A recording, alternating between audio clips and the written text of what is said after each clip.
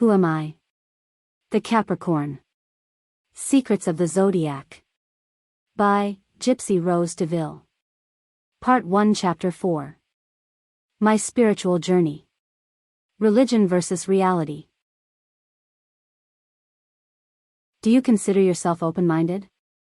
Well, if not, I will forewarn you that you should definitely end at the last chapter. I will admit that from this point, my views may begin to offend, if they have not already, and that is not my intention here. So, continue at your own risk, because I will not apologize for what are my truths, either. Now, you have gotten a little background of who I am and where I came from, and even some of the things I went through that helped to shape my mindset, at least up through my early 20s. But now I want to focus more so on the spiritual journey throughout several of those experiences I spoke about previously, as well as a few others. This will require me to talk religion, a subject I passionately avoid discussing. Mainly due to the fact that speaking about religion tends to ignite these, what I consider, factless debates, which always seem to last way too long for my taste. Of course, I've always known that there's a higher power responsible for my existence, but I was definitely fed up with the church by my mid-30s. I think it is best said, when they say, church hurt is the worst hurt. My history with the church is extensive, going so deep as to having been baptized twice. One of the things that drove me crazy was the fact that, ever since I could remember, people in the church have been prophesying a ministry within me and saying that I have this call for greatness. Well, of course I am meant to be great. But first of all, who asked you? In my mind they were crazy as hell to think I would want that for my life. Mainly because being a minister, on any level, has always seemed like way too much pressure, in my opinion. It was impossible for me to just be a good Christian because, as Alan Watts explained best, Christianity is an impossible religion that only instills self-condemnation of never being good enough.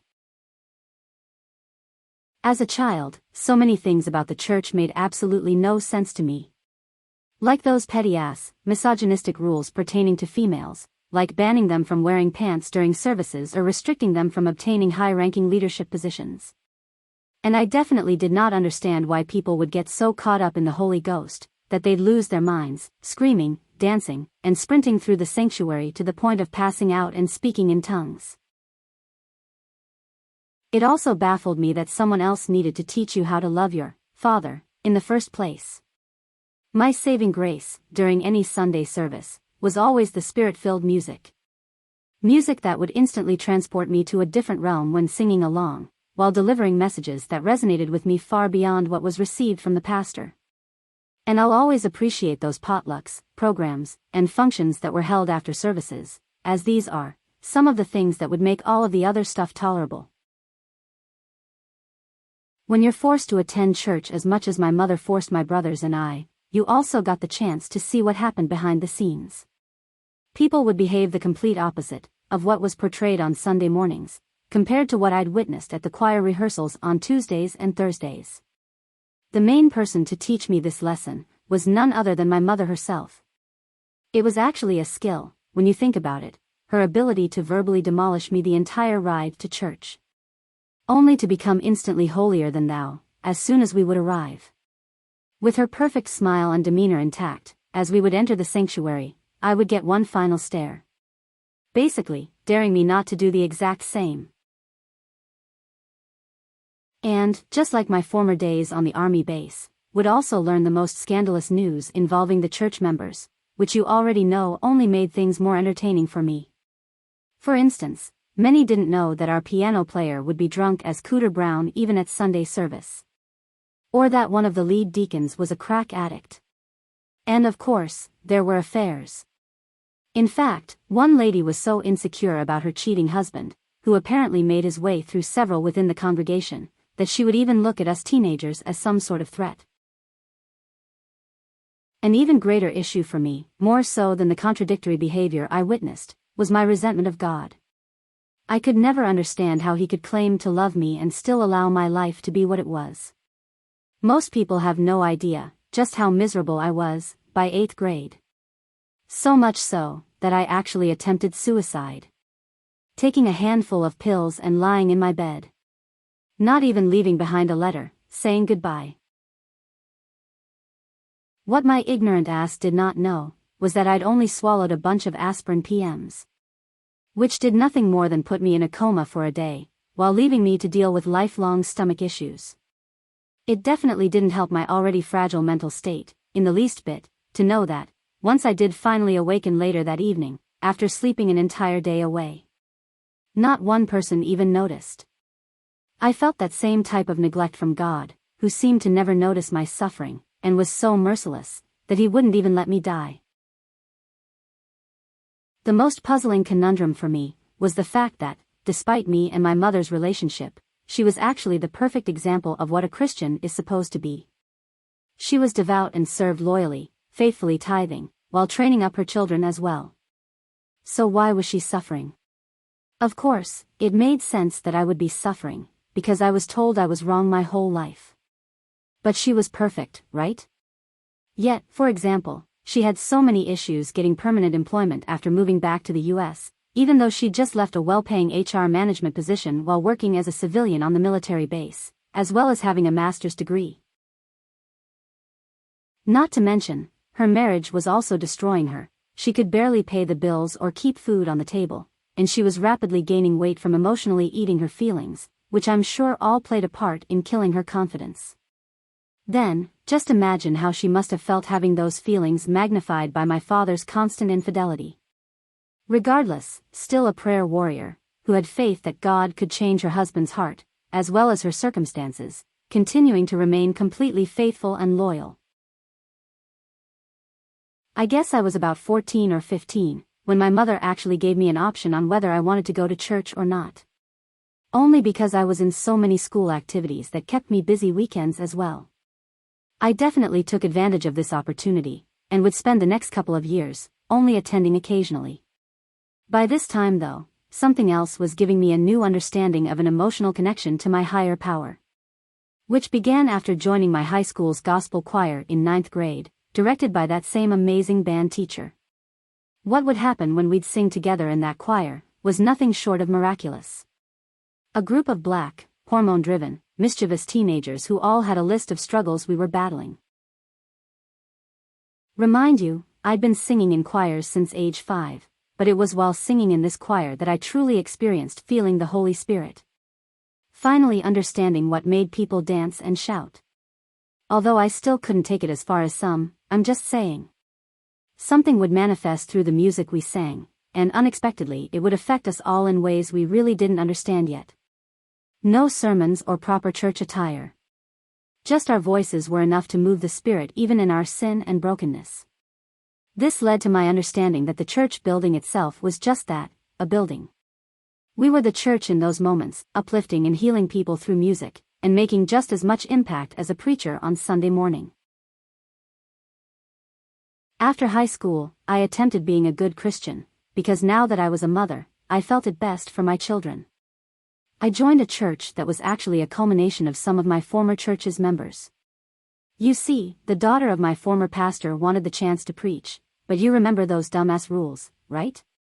So, she made the genius decision to start her own church. And I was living. Of course, I became an active and devout member, working with the youth ministry, singing in all of the choirs, as well as joining the praise dance team. This is definitely when I began to see how quickly people can transform from being servants of God to self-serving of themselves. I admired my new pastor for how she was breaking barriers, but it was disappointing to witness the ego trip that removed all spirit. I frustratingly remained a devoted member though, until everything transpired with Shade Tree, causing me to go into hiding. I was MIA for a couple of months, when one day I got a letter in the mail from my church. I was tearfully surprised to see this in my mailbox, because I had not spoken to anyone due to my shame, and it felt good that they took the time to think about me. Only this was not a letter of concern, but a call to donate to pastor's anniversary. Not even a phone call to see if I was dead or alive, but you're going to ask me for money? Clearly, I played myself, thinking that somebody gave a shit. I purposely went years, after that, without stepping foot in a church. In fact, remember when I mentioned that at one point, I went so far as to curse God? Yeah, this would be around that time. Queen Club era.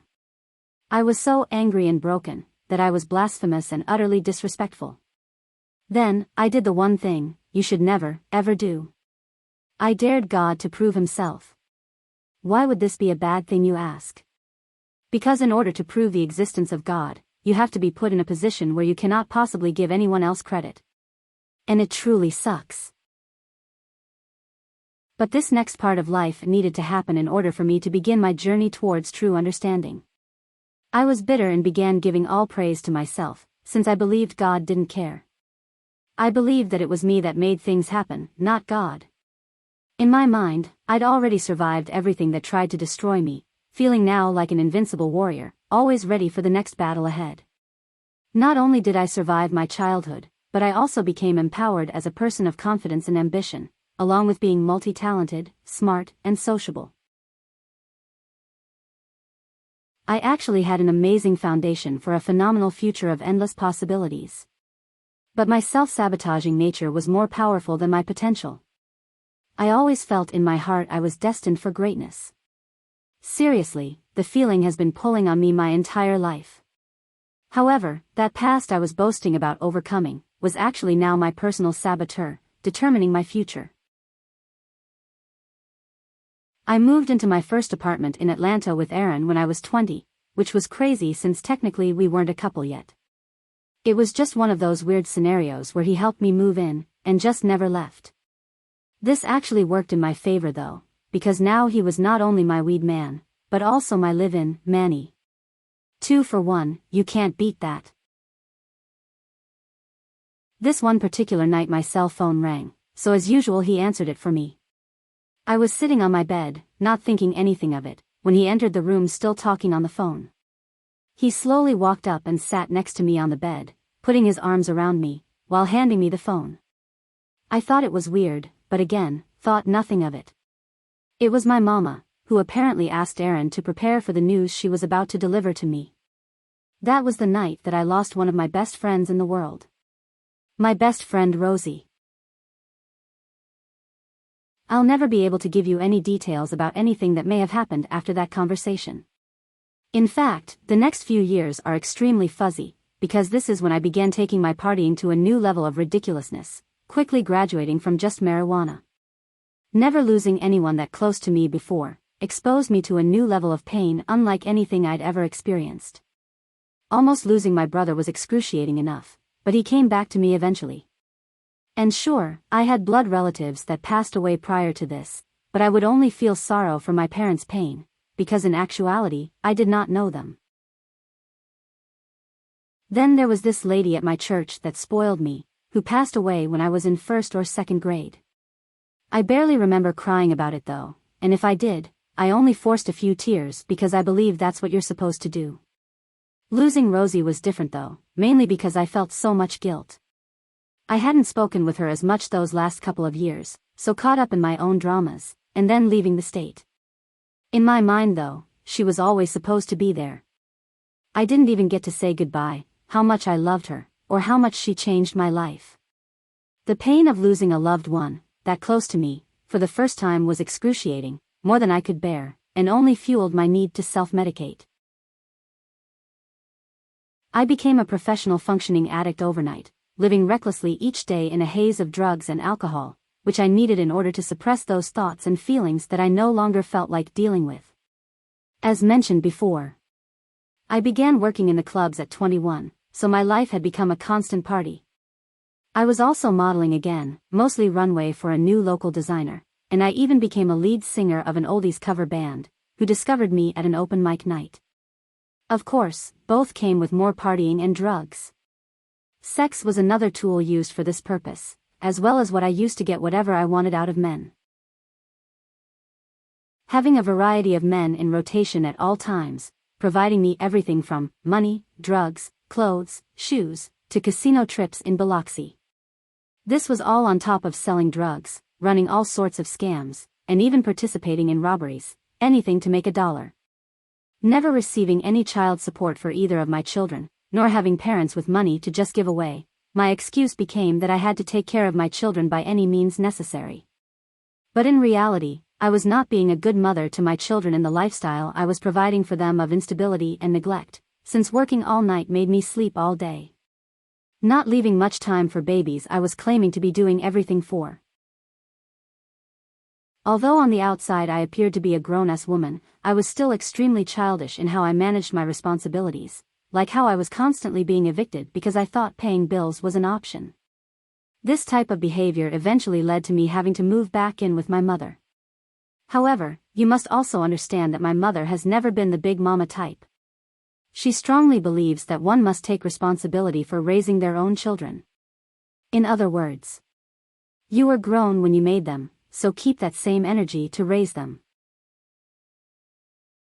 Needless to say, constantly being gone all the time while my kids were at the house did not sit well with her in the least bit. Which eventually led to another one of our epic fights, in which I hit a breaking point during my drunken and drug-induced haze. Becoming so irate that I said things that I'd been holding in most of my life. This included my anger with her and my father for never noticing or even caring that I'd been molested as a child. And acting as though she did not understand where the majority of my initial trauma stemmed from, after what her and my father put me through growing up in the house with them.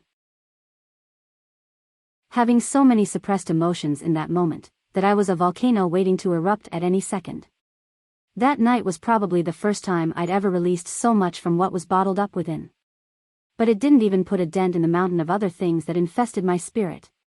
None of this mattered to my mother though, as she, once again, kicked my black ass out of her house, this time with my children.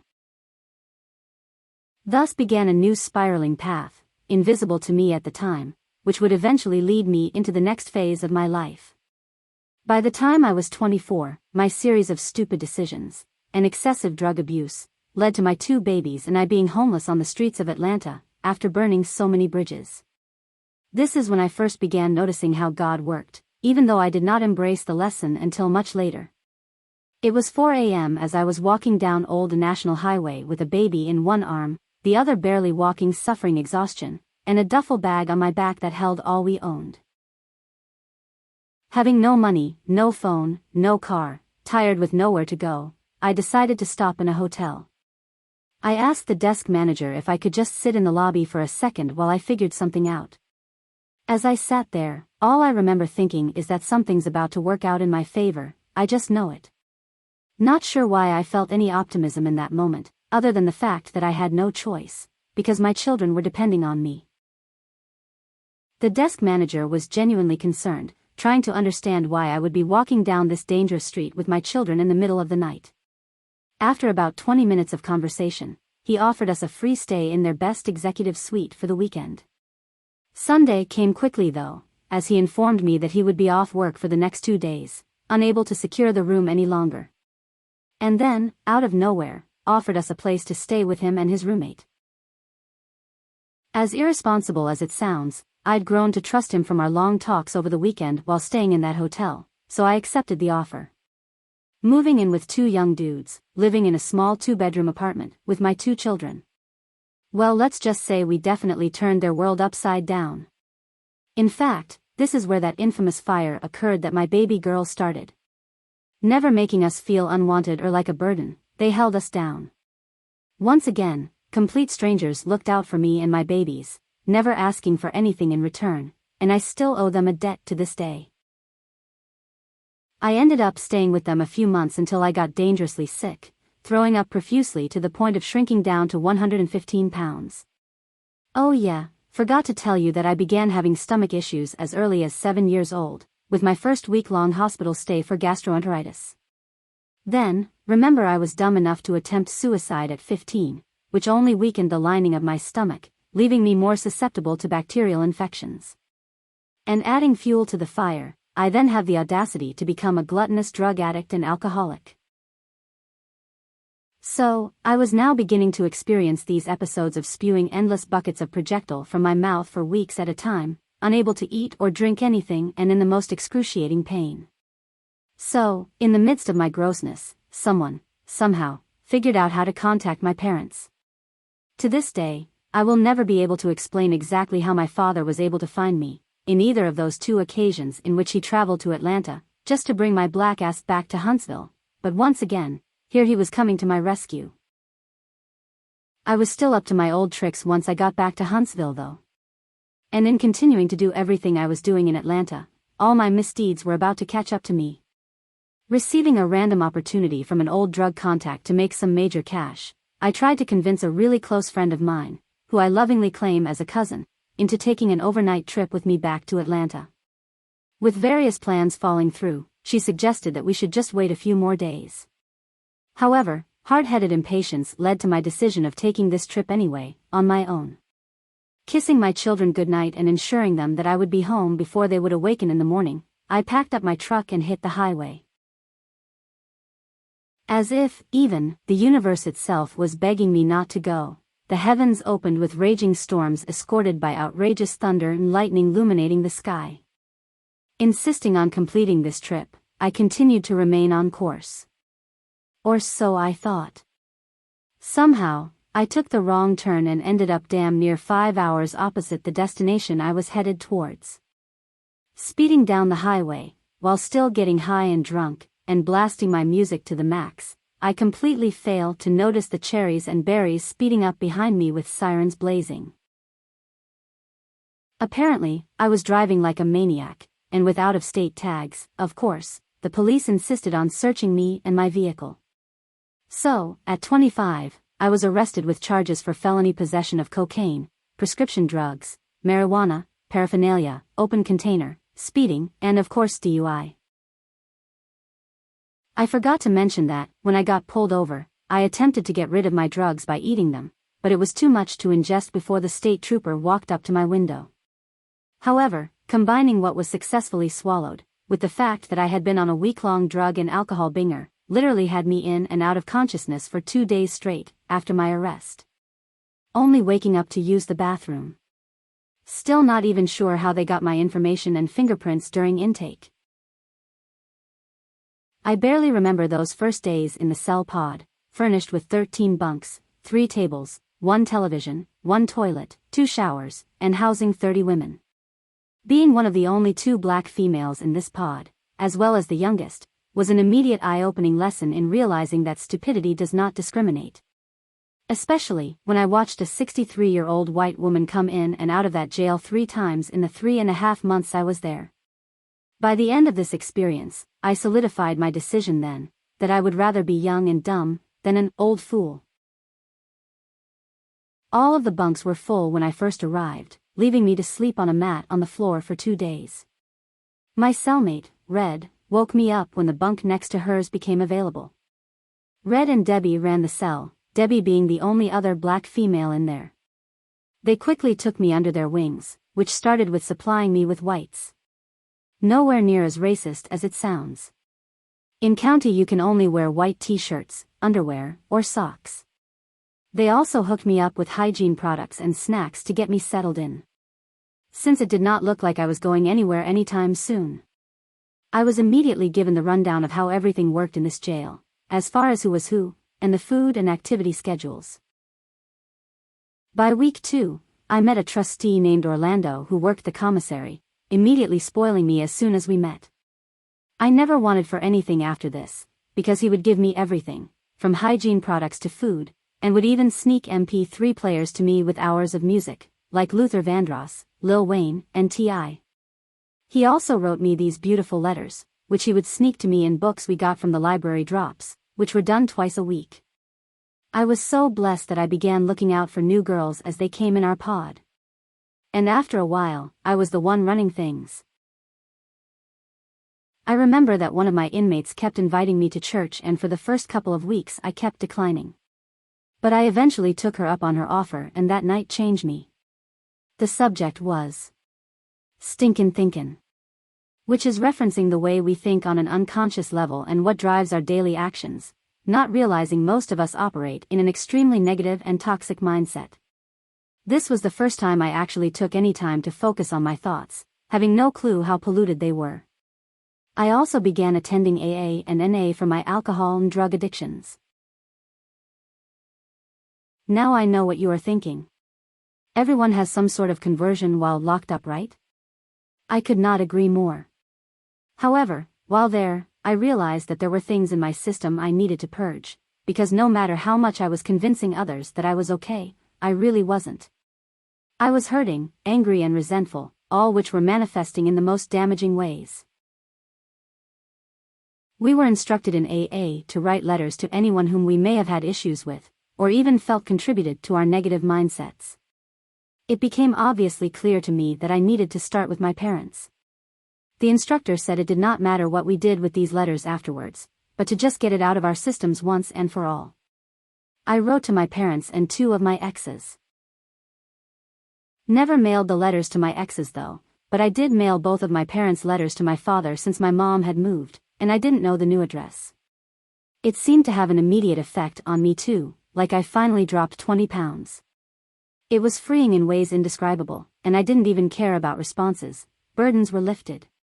But I did receive a response from my father, along with a heartfelt apology. It was all I needed to start my new journey. Learning how to maximize opportunity, I became the one being asked to come help the staff with laundry and sewing duty, which would get me out of the pod 2 or 3 times a week to roam a tiny part of the jail freely, by myself for a couple hours. Even permitted to stay back in the pod, when everyone left for the yard, to clean up.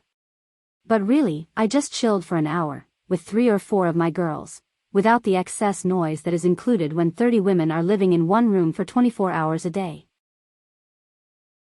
Our pod was a family, having Bible studies, group discussions, and setting rules to enforce respect and boundaries. Taking trips to the law library to educate ourselves on our individual cases, while supporting each other as well. After getting caught while singing in the shower one night, I also became the pod's on-call entertainment, even being asked to sing at a few of the church services as well. I grew to love all of these women, each with their own stories and personalities that made them that much more endearing. I was finding so much joy in a stressful and impossible situation and becoming motivated again for my future. This time I wasn't just finding a way to have fun by using distractions, drugs, sex, or alcohol to cope. And although I witnessed some crazy shit, not once am I able to claim that anything bad happened to me the entire time that I was there. But now, I was finally understanding the importance of my decisions and its bearings on others, like my children. In fact, being incarcerated was one of the best things that could have happened to me at the time. Because, I cannot honestly say that anything else beyond my death could have slowed my destructive path. Which would have inevitably destroyed us all in the end anyway. At my most sincere, I simply cannot be more grateful that I was given the former option instead. Still, crying most nights, once the lights went out, was a norm for me. Because I missed my babies in the most excruciating way. Remember, the last time that I'd seen them, before I was arrested, I was tucking them into bed saying I'll be back in the morning before you wake up. How could I claim that what I was doing was to take care of my kids, if what I was doing risked being separated from them? And not being able to communicate with them only made it worse. Originally, they were left in my apartment with my brother, who was living with me.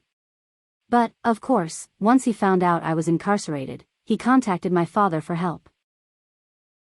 Keep in mind, I did not hear from my dad until around the last 5 or 6 weeks, once he finally had my information after receiving those letters I wrote. Having no clue where my children were, who they were with, or even if they missed me or hated me. Frankly, I consider torture to be foreplay, compared to this feeling. My nurturing nature did not go to waste though. For me to be the youngest in the cell, I became everyone's counselor. Each lady taking turns sitting in my bunk and telling me their life stories. Which was beyond crazy to me. What made them think I had any answers, since I was in the same place as them? This was when I received a really important revelation. These women were not bad people, but individuals who each had struggles that stemmed from a life of trauma. Mistakes do not define a person and neither does their current circumstance. I could feel the heart of each of them, not knowing that this was also when I began tapping into my empathic abilities that would grow stronger over time. I noticed this trend of how we hold on to past experiences as if they are not just that, the past. 99.9% of us were still pissed at our parents for shit that happened decades ago. Not taking into consideration that parent does not mean perfect. So, how long can you blame mommy and daddy for your life being a mess? I made another declaration then to forgive my parents, who are only human, and take back responsibility for my own future.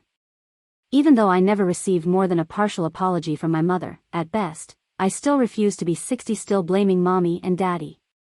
By the time I went to my final sentencing, I was not the same person who'd entered that county jail. Originally facing 10 to 20 years, I actually got out after 3.5 months, with time served as long as I completed 5 years on probation. The entire situation was divine intervention at its best and another opportunity to see proof of the higher power. Confirmed, in my mind, when I learned I was being housed in Christian County Jail. Not knowing anyone in this state and too far from home for anyone to help me, I was in a situation that seemed beyond hopeless. I was forever changed in there, and I had become determined not to become part of the revolving door. I will never forget Officer Pugh looking me in the eyes as I was getting released. She said to me, "I never want to see you again." With the most loving smile. Causing us both to tear up, because she was one of the COs that would have Bible study in our pod. I formed a bond with so many, in that short amount of time, and I felt obligated to make them proud of me. So, when I got back to Alabama, I applied to some schools just to change things up, and ended up getting accepted to a private college in Atlanta. Being on papers, probation, for 5 years seemed to align perfectly with my goal of getting a bachelor's degree, having no choice but to stay out of trouble.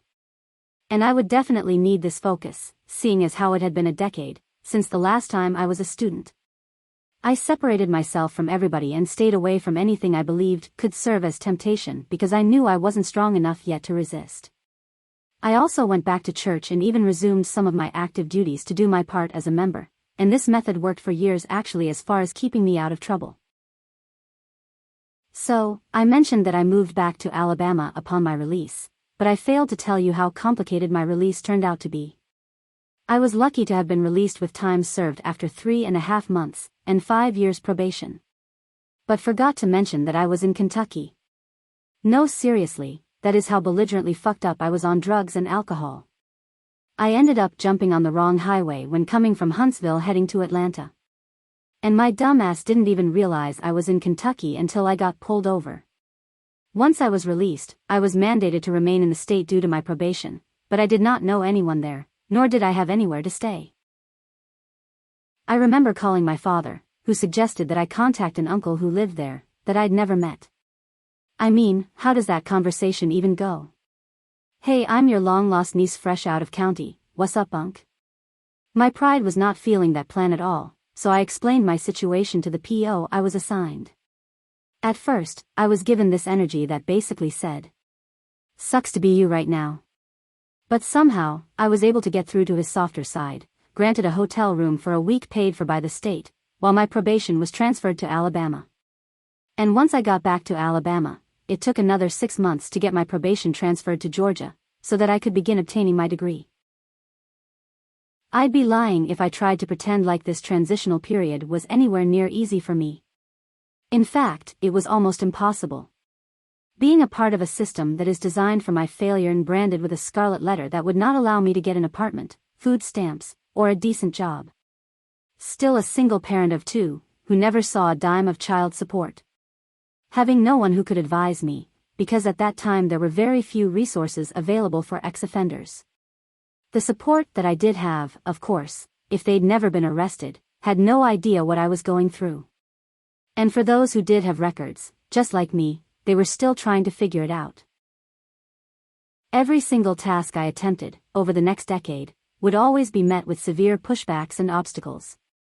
Leaving me no choice but to feel as though I was at war with the world, in persistence of not becoming a part of the revolving door of recidivism. It was literally like building a house brick by brick with my bare hands and no crew or equipment. I cannot express in words how many times that I grew so weary, I wanted to just say fuck it. Such an immensely oppressive period for me, and in reflection, definitely the point where I began to lose some of my vitality and passion for life. My decision to apply for school was easy, because by the time I made it home, I'd lost my apartment, my truck, my money, many friends, and even my storage. Of all those losses, my storage hurt the most.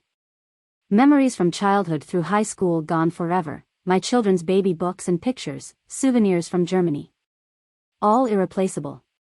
And worst of all was the loss of my Winnie the Pooh duffel bag. Remember how much I've always loved writing and drawing?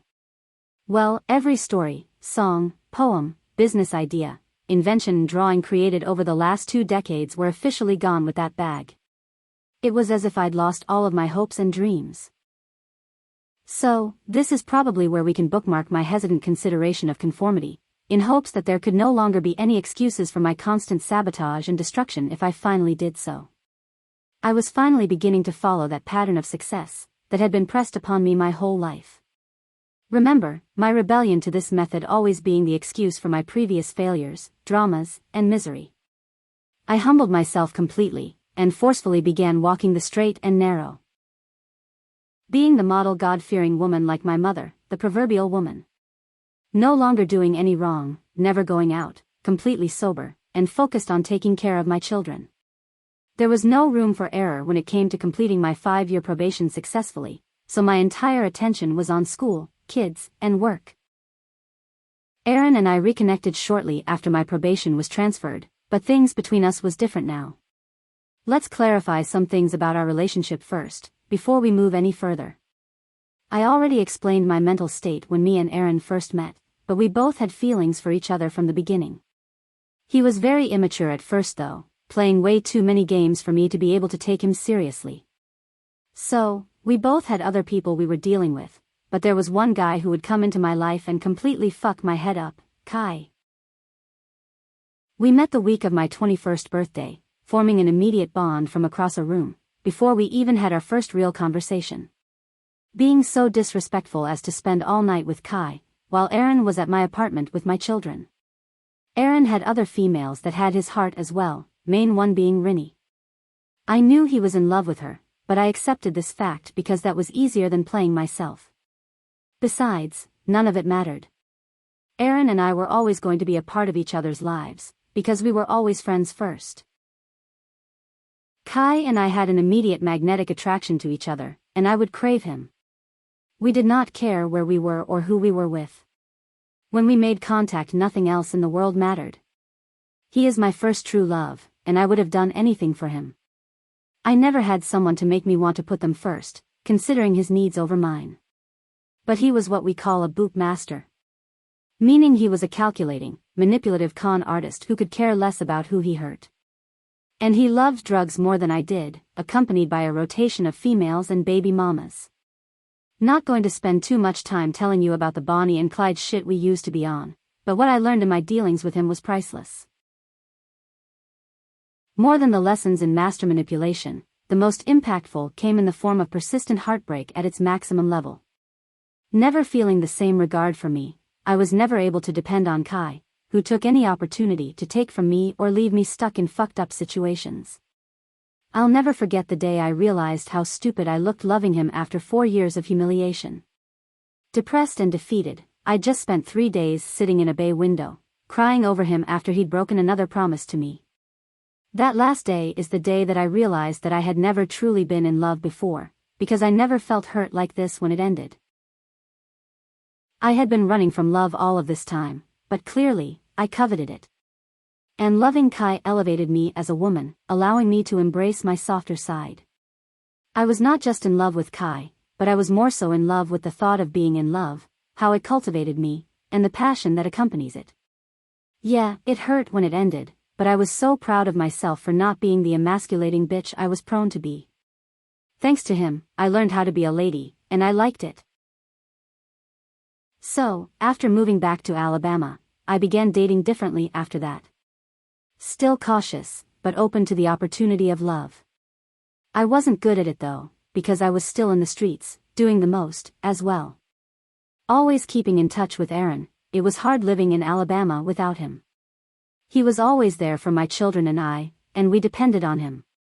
I've always loved Aaron, but I compartmentalized it because I never wanted to risk losing my friend.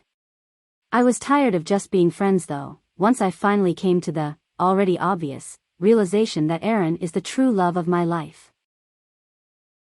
Now fast forward to when I got arrested. The original trip plan was, once I arrived in Atlanta, confess to Aaron that I was in love with him, and ask if he'd be willing to pursue a relationship. Of course, that plan failed. But I still called him that night from jail, because his number was the only one that I had memorized, and I needed someone to pass the message to my family. A few days after my incarceration I called him again, because I needed to relieve my heart of the words and feelings I'd been harboring. Hearing his voice on the other end of that phone would instantly make me forget where I was for just a second. Before I could confess my truth to him, however, he interjected hesitantly, stating that he needed to tell me something. Rinny was pregnant.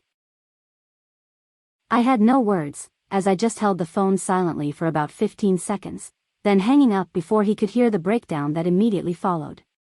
I never called back after that, but Aaron and Kai were the two exes that I wrote those letters for. And although neither of them ever got to read those letters, both included appreciation for the relationship, the lessons learned, as well as giving credit for their impact on the type of woman that I inevitably became. Back to when Aaron and I reconnected, which was awkward at first. We hadn't spoken in a while, plus he was with Rinny raising his little girl, and I was dating Larry now. By this time, I was doing okay, with my own home, taking care of my children, living righteously, working and going to school. Despite the struggles, I was learning to maintain in a legit way. I did not have much, and often temptation would rear its ugly head, but I was steadfast in my Christian walk. Larry and I had a great relationship, and I really could have seen myself settling down with him. So, I began bringing him around my kids to see how they interacted. He was definitely family-oriented in that he'd bring kites over to fly with the kids, take us to the park to feed ducks, or go swimming.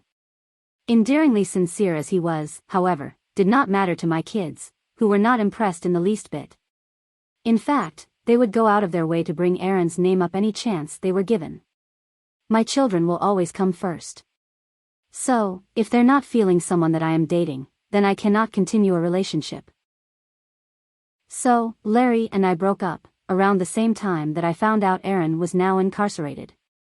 He reached out to me from the jail one night out of the blue.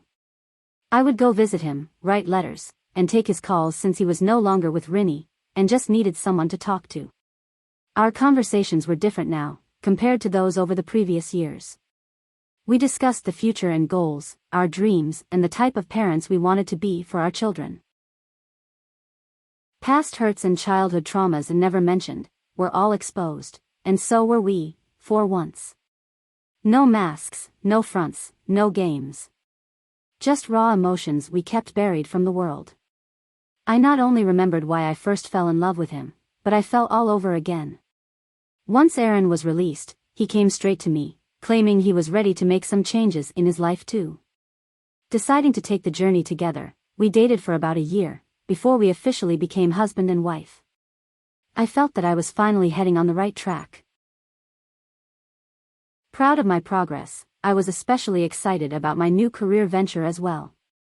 Having the type of personality and communication skills that reaches across several demographics may be a byproduct of my travels and experiences, allowing me the ability to relate and empathize with so many, serving as the foundation of my success. And it was now time to take this foundation and find an actual career. I decided to pursue a BA in business administration with a concentration in management and marketing. In my mind it was the most practical degree, with the most career options. While getting my degree, I began working with the federal work-study program that placed me at a nonprofit agency. This was my first professional office job, operating as if it were a corporate entity. Also, my first eye-opener to the fact that nonprofits make more profit than most. Go figure that out, I'll wait. Married, in my own home, working in an office. I was beginning to look like an actual grown-up. And our family became officially solidified when I became pregnant with my third child, Akaraya. Now I will be raw and my most honest with you in my next confession, and just say what no mother is ever supposed to say. But I did have my last child out of obligation to my husband, as I once believed was a wife's duty. Think about it though, my children were now 12 and 13 years old, and I already had both a boy and a girl. There was nothing left to have that would have been accepted by society. However, what I realize now is that she was created at a time in my life when I would need her the most. Labeling her my joy, because in some of the darkest periods in my life, she would often be the one to put a smile on my face. When I needed it most, her love would beam like light through darkness, also helping me to understand my family members, as well as myself better. Parts of her personality serving as a reflection of each of us. The good, bad, and ugly. She is what I call a Sour Patch Kid. You know those kids that do crazy shit that pisses you off, but makes it impossible for you to chastise them, because they then do something else really cute or funny right behind it. When first starting out at the nonprofit, I began as the administrative assistant for Ms. Willie, who can still be credited for single-handedly grooming me for working in a corporate culture type environment, where the black people are scarce. Taking me under her wing and cultivating skills I did not even know existed within me. Eventually, even handing her position over to me, in an interim capacity, upon her departure. Being a fellow woman of color, who was beyond brilliant, she could no longer deal with the glass ceiling that was placed upon her because of the color of her skin. Simultaneously, I graduated with honors, magna cum laude and Dean's List honoree. Only to realize, I could have Googled my entire degree. Hell, I learned more by just working for the nonprofit, and the state of Georgia, than any degree could ever teach. Remaining at the nonprofit agency for about a year or so after Ms. Willie left, I finally realized that I agreed with her about not settling for this organization's limitations. Especially since the agency was still refusing to solidify the position Ms. Willie specifically groomed me for, instead giving it to a white guy who knew nothing about the work, whom I was forced to train. Even more insulting was the fact that I was also consistently overlooked for other positions that perfectly aligned with my skill sets, never receiving any solid justifications as to why. This is when I went on to work for the state of Georgia, who went even further to suppress me under their white patriarchy. But I would always amaze people with my ability to navigate through the constant oppression and sabotage. However, I'd be lying if I said this did not eventually begin taking its toll on me. Most insulting was that I had to accept the fact that I owed twice as much in student loan debt, since graduating, than I could get anyone to pay me in salary. Steadily being overlooked for positions, while having to work for people dumber than me, all because they were born with the right skin color. And with my personality, I'm like a bull in a china shop. One unwilling to be tamed. I cannot even count how many times I had to explain to someone that I'm grown, and no one tells me what I can and cannot say or do. Or the number of enemies I made out of supervisors who mistakenly believed that I was the one to try. Always hoping that my work would just speak for itself, seeing as how I am always a star player, regardless of where I'm placed or the position I'm playing. None of that mattered though, because people were always wanting me to be more submissive and non-combative, as my job's expectations were always exceeding what my salary covered, all while being mistreated and unappreciated. And even in my many victories over these various battles, I eventually became utterly jaded. Things at home were no longer helping either, as my marriage had become the most drama-filled, toxic, dysfunctional shit show the masses could ever witness. Dumbfounded, because I married, who I believed to have been, one of my best friends. What could be better than marrying the person that knows you best, down to the greatest flaw? Knowing things about me no one else knew, and being there for me in times no one else would do. Loving this man in ways I had only read about in books or seen in movies, and my children love him too. In fact, he's the only guy that I've ever dated that they did not try to run off. And of course, I never kept either of my children away from their fathers. But their fathers never attempted active roles in my children's lives, so Aaron filled that void, being the only father they've ever known.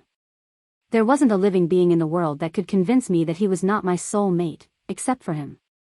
I sincerely wanted to help him when he'd say that he wanted to make a change. America is designed for recidivism, and my husband has far less education than me, with a far worse criminal record. It was almost impossible for me, when I did finally decide to start over. So, knowing this struggle, I was willing to hold him down as long as he agreed to simply try. But he wouldn't even pretend. Behaving as a narcissistic liar, who only told me whatever I needed to hear, as long as he benefited. Just like my mother though, I kept praying my way through, putting my marriage with all other troubles on the altar. Determined to make my marriage work because I only wanted to do this once. It wasn't even 2 years before the toll of the marriage began to work my nerves. Around the 3rd year of my marriage, I remember when we were about to lose our home. Having very little time to come up with around $800 more to save it. Going to the one place I knew I could always turn to in times of need, I went to the pastor of my church. After asking my pastor for assistance, then waiting a couple of days, he finally sent me to meet one of the deacons, who handed me $50 and said they were praying for me. Seriously? I wanted to ask if I could at least get a refund on my tithes. Definitely feeling some kind of way, I began reflecting on the money campaigns that the pastors spend an hour pushing on Sundays, knowing their churches are located in the poorest of neighborhoods, and their members are suffering daily. So obviously we lost our home, and once again, it was a long time before I attended any churches. In fact, the only reason I ever stepped foot into a church again is because of my eldest daughter. Visiting a church with her best friend, she began begging me to come with her. After a few months of this, I finally gave in, but this was unlike any church I'd ever visited. First of all, its congregation mostly consisted of white people, with splashes of color sprinkled through. But these were some of the most embracingly loving people.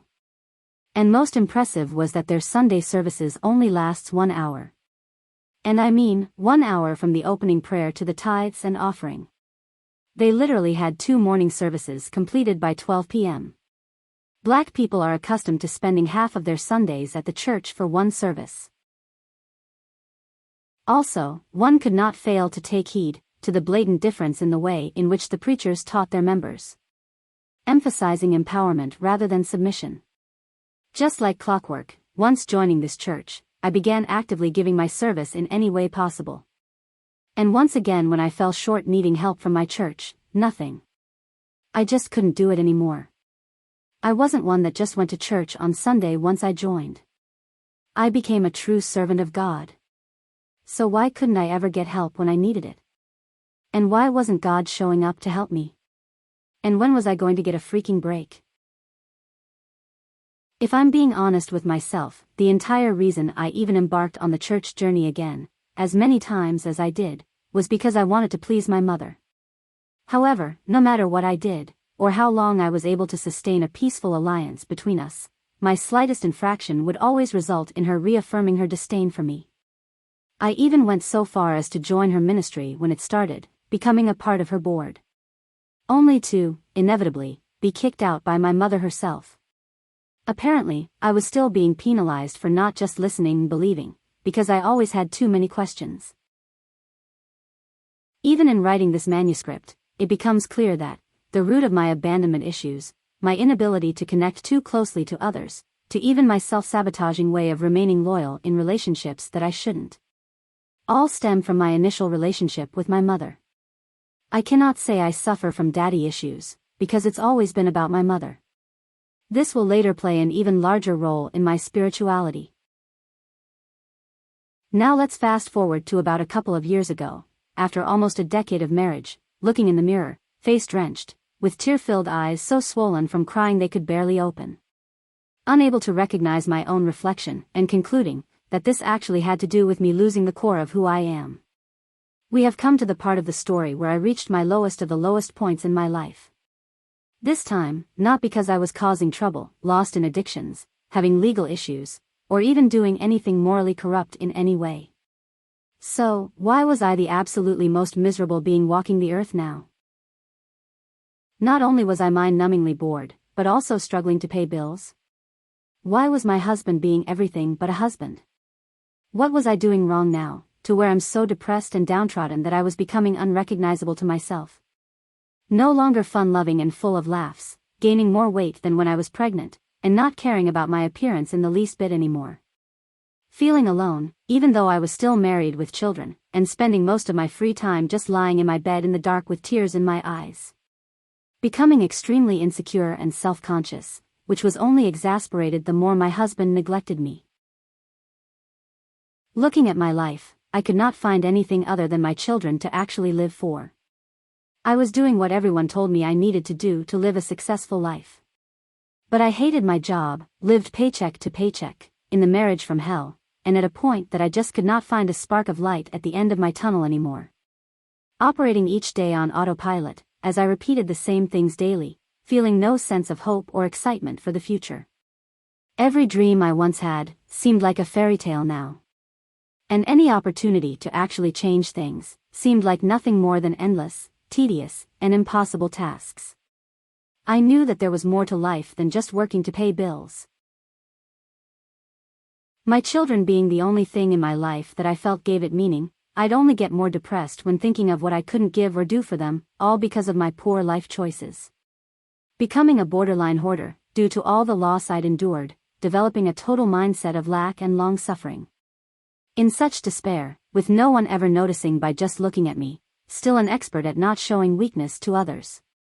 But any time I was alone for 2 minutes, would break down crying. Knowing in my heart I needed to do something drastic immediately, and knowing I needed to begin internally. A sudden realization came into my spirit, which really put the nail in the coffin for me. I sat on my bed while looking at my phone, when it dawned on me. I did not know one person whose life I admired enough to call for advice.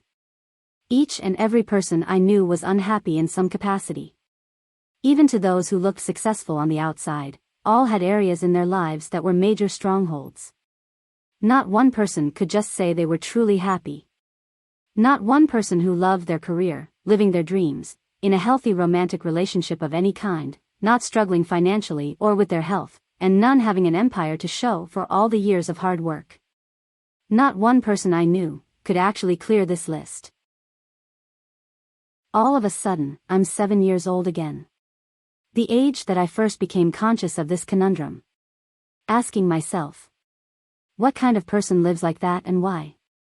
When judging the adults around me, I just couldn't understand the choice of misery. I was beginning to remember that, back then, I had promised myself I'd never become one of those people when I grew up. Back when I believed I had powers, because magical things always happened around me, never feeling fear or anxiety about anything, never second-guessing myself, and adventurous as hell. With dreams as big as mountains, which I was going to achieve. Being this person most of my life, until these last few years. How did I go from being such a free spirit to this imprisoned shadow of myself?